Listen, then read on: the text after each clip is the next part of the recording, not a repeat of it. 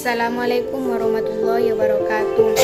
Halo semuanya, perkenalkan nama saya Zulfa Nahri, Fakultas Ilmu Tarbiyah dan Keguruan, jurusan Tadris Matematika. Di sini saya akan menjelaskan tentang sosialisasi prokes 5M dan pentingnya vaksinasi. Untuk memutus penyebaran dan penularan COVID-19 di Indonesia, pemerintah membuat pedoman dan protokol kesehatan untuk menghadapi COVID-19. Selain mengimbau masyarakat untuk terus menjaga kesehatan dan meningkatkan imunitas, pemerintah Indonesia juga meminta masyarakat untuk patuh dan menerapkan 5M. 5M terlihat mudah, namun dalam kenyataannya masih banyak masyarakat yang menyepelekan dan mengabaikannya. Padahal penerapan 5M penting sebagai ikhtiar menyelamatkan nyawa sesama dalam rangka kemanusiaan, khususnya bagi anggota keluarga, lansia maupun orang-orang yang memiliki komorbid atau penyakit penyerta. Seperti diketahui bahwa lansia dan orang-orang dengan komorbid adalah kelompok yang paling berisiko tinggi ketika terkena virus COVID-19. Untuk mengingatkan kembali, berikut ini adalah protokol kesehatan 5M yang dirangkum sebagai berikut. 1. Mencuci tangan. Yang pertama adalah mencuci tangan. Rutin mencuci tangan hingga bersih adalah salah satu protokol kesehatan yang cukup efektif untuk mencegah penularan COVID-19. Untuk hasil yang maksimal, cucilah tangan setidaknya selama 20 menit. Beberapa kali sehari, terutama saat sebelum memasak atau makan, setelah menggunakan kamar mandi, setelah menutup hidung saat batuk atau bersin. Untuk membunuh virus dan kuman-kuman lainnya, gunakan sabun dan air atau pembersih tangan dengan alkohol setidaknya dengan kadar 60%. Yang kedua, memakai masker. Pada awal pandemi COVID-19 tahun lalu, Organisasi Kesehatan Dunia mengatakan bahwa penggunaan masker hanya direkomendasikan untuk orang sakit, bukannya orang sehat. Namun, virus corona jenis yang benar-benar baru, sehingga protokol kesehatan bisa berubah-ubah seiring bergulirnya waktu. Beberapa waktu selang kebijakan WHO di atas, WHO akhirnya mengeluarkan imbauan agar semua orang, baik yang sehat atau sakit, agar selalu menggunakan masker saat beraktivitas di luar rumah. Protokol kesehatan virus corona terkait masker pun semakin digalakkan di beberapa negara di Amerika Serikat dan yang lainnya, memperbarui pedoman terkait penggunaan masker.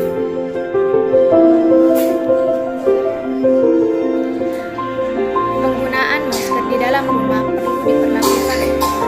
perlu dilakukan ketika terdapat anggota keluarga yang terinfeksi COVID-19.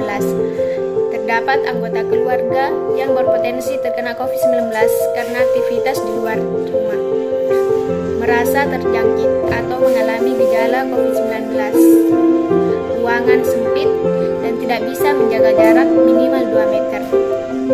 Yang ketiga, menjaga jarak. Menjaga jarak. Protokol kesehatan ini dimuat dalam keputusan Menteri Kesehatan RI dalam protokol kesehatan bagi masyarakat di tempat dan fasilitas umum dalam rangka pencegahan dan pengendalian COVID-19. Di sana disebutkan menjaga jarak minimal 1 meter dengan orang lain untuk menghindari terkena droplet dari orang yang berbicara, batuk, atau bersin, serta menghindari kerumunan, keramaian, dan berdesakan. Bila tidak memungkinkan melakukan jaga jarak, maka dapat dilakukan berbagai rekayasa administrasi dan teknis lainnya. Rekayasa administrasi dapat berupa pembatasan jumlah orang, pengaturan jadwal, dan sebagainya. Sedangkan rekayasa teknis antara lain dapat berupa pembuatan partisi, pengaturan jalur masuk dan keluar, dan lain sebagainya. Yang keempat, menjauhi kerumunan. Selain 3 hal di atas, menjauhi kerumunan merupakan protokol kesehatan yang juga harus dilakukan. Menurut Kementerian Kesehatan RI, masyarakat diminta untuk menjauhi kerumunan saat berada di luar rumah. Ingat, semakin banyak dan sering kamu bertemu orang, maka kemungkinan terinfeksi virus corona pun semakin tinggi. Oleh sebab itu, hindari tempat keramaian terutama bila sedang sakit atau berusia di atas 60 tahun. Menurut riset, lansia dan pengidap penyakit kronis memiliki risiko yang lebih tinggi terserang virus corona. Yang kelima, mengurangi mobilitas. Virus corona penyebab COVID-19 bisa berada di mana saja. Semakin banyak dirimu menghabiskan waktu di luar rumah, maka semakin tinggi pula risiko terinfeksi COVID-19. Oleh sebab itu, bila tidak ada keperluan yang mendesak, tetaplah berada di rumah. Menurut Kemenkes, mereka sehat dan tidak ada gejala penyakit. Belum tentu dirimu pulang ke rumah dengan keadaan yang masih sama. Pasalnya, virus corona dapat menyebar dan menginfeksi seseorang dengan cepat. Selain itu, diharapkan seluruh masyarakat ikut mendukung program vaksinasi dengan mengikuti vaksinasi yang ada. Vaksinasi berfungsi menciptakan imunitas tubuh sehingga mampu melawan infeksi virus penyebab COVID-19. Dengan imunitas yang terbentuk, maka seseorang tidak akan jatuh pada kesakitan yang parah dan pada gilirannya menurunkan angka kematian.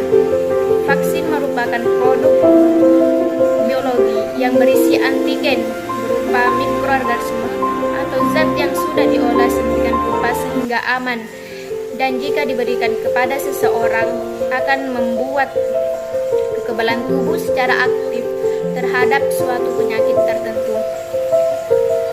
Pemerintah terus mengupayakan pelaksanaan suntik vaksin COVID-19 untuk seluruh masyarakat di Indonesia. Mulai dari awal tahun 2021 hingga saat ini, vaksin COVID-19 tengah didistribusikan ke seluruh masyarakat Indonesia. Pemberian vaksin ini merupakan solusi yang dianggap paling tepat untuk mengurangi dan memutus rantai penularan COVID-19.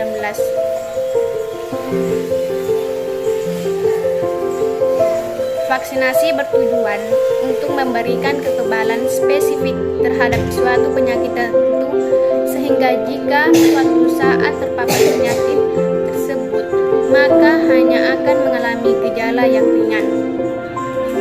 Sebaliknya, apabila tidak melakukan vaksinasi, maka tidak akan memiliki kekebalan, maka tidak akan memiliki kekebalan tubuh yang spesifik terhadap penyakit yang seharusnya dapat dicegah dengan pemberian vaksin tersebut. Apabila cakupan vaksinasi tinggi dan merata, maka akan terbentuk suatu kekebalan kelompok. Selain itu, vaksinasi COVID-19 juga dapat menjaga produktivitas dan mengurangi dampak sosial serta ekonomi. Vaksinasi COVID-19 dilakukan setelah kepastian keamanan dan keampuhan yang ada.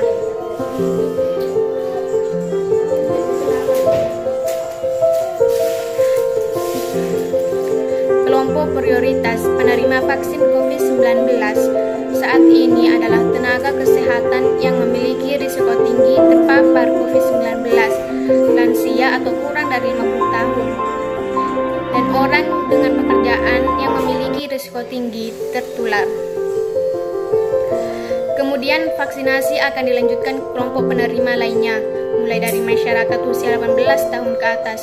Berdasarkan rekomendasi terbaru dari Perhimpunan Dokter Spesialis Penyakit Dalam, saat ini penyintas COVID-19 harus segera mendapat vaksin COVID-19 dengan rentang waktu 3 bulan setelah dinyatakan bebas COVID-19. Hal tersebut dilakukan untuk mencegah terinfeksi COVID-19 untuk kedua kalinya, tetapi dengan varian yang berbeda. Vaksin memiliki lebih banyak manfaat dibandingkan dengan efek samping yang dihasilkan. Vaksin dapat memberikan antibodi yang lebih tinggi dan memberikan proteksi terhadap virus COVID-19. Perubahan alami yang dialami ibu hamil membuat sistem imun dalam tubuh juga dapat berubah.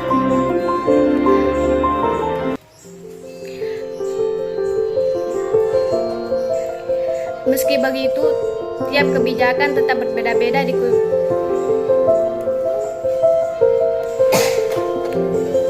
dimanapun berada. Alangkah lebih baik untuk berkonsultasi dahulu kepada dokter sehingga kesehatan dan keselamatan ikut terjamin.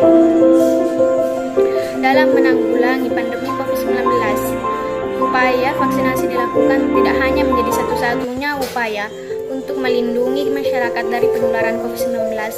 Selama sebelum mencapai kekebalan kelompok, maka pencegahan yang efektif saat ini adalah mematuhi protokol kesehatan 5M, yaitu dengan double mask, dengan